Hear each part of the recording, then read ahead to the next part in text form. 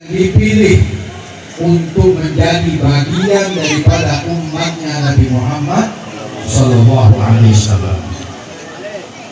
Sehingga di dalam kehidupan kita ini selalu mengacu kepada orientasi hidup ini bukan hanya mencari kesenangan di dunia sesaat, tetapi bagaimana menggunakan nikmat-nikmat yang Allah berikan di dalam hidup ini hingga membawa bahagia kita ke akhirat.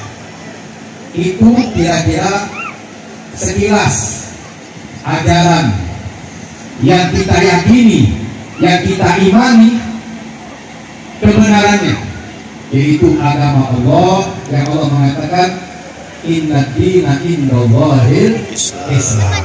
Sesungguhnya agama di sisi Allah itu yang diridhoi Allah hanya agama Islam.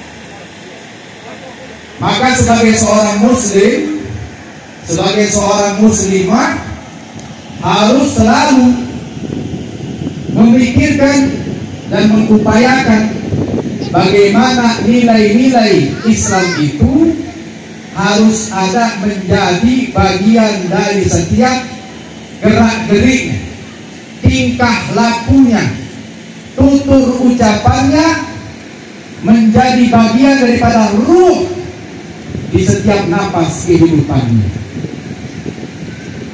Maka itu acara yang tadi sudah kita ikuti diawali dengan bacaan-bacaan Al-Quran,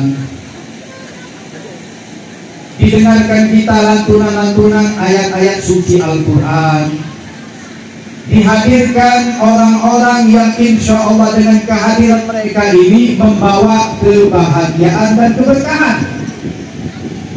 Lalu yang diinginkan agar supaya semua yang dikemas dalam acara ini bernilai ibadah, bukan hanya kumpul-kumpul tidak mendatangkan kebaikan.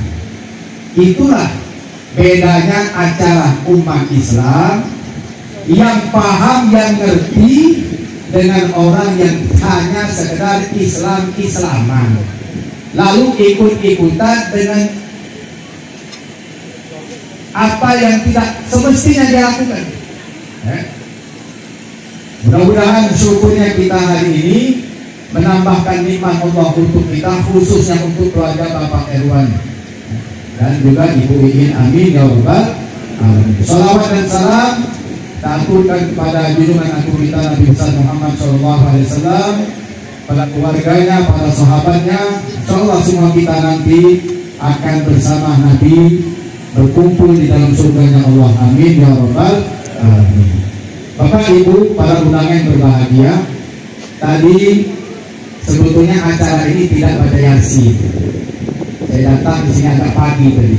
Saya kira sudah terlambat. Karena umumnya kadang-kadang kalau acara itu khitanan, ada akikah. Ya, kalau teradat di Palembang ini biasanya adalah batu berzandi. Kadang-kadang juga Yasin untuk keluarga yang sudah mendahului itu. Ya, kemasan acara ada tapi baik. Ya, tadi saya datang merasa mungkin sudah terlambat ini. Ternyata tamunya belum banyak. Bahkan saya tadi belum sempat ketemu yang menjadi wasilah datang ke sini, Pak Jali, Mang Jali. Lalu beliau menunjukkan ini acara kita tidak banyak, ya sudah. Tapi beliau sendiri punya inisiatif. Ya, sementara menunggu tamu yang belum datang, karena mungkin banyak acara lain di tempat lain, beliau membaca Yasin dengan harapan mudah-mudahan dengan apa yang dilakukan ini menambah berkah. Saya garis bawahi itu kata beliau, keberkahan. Ini orang-orang yang hidup di zaman sekarang ini seakan tidak lagi peduli berpikir untuk mendapatkan keberkahan itu. Atau jangan-jangan mereka sudah ada tahu itu apa berkah. Berkah itu apa? Berkah itu ziyadatul khair wa isbatuhu fil walil abdi alama an'amallahu lahu. Kurang lebih begitulah arti. Keberkahan itu adalah sesuatu penambahan kebaikan dan menetapnya kebaikan itu pada hamba Allah atas nikmat yang Allah karuniakan kepada hamba itu. Apa itu berkah? Penambahan kebaikan dan menetapnya kebaikan itu pada hamba Allah atas nikmat yang Allah berikan kepada hamba tersebut.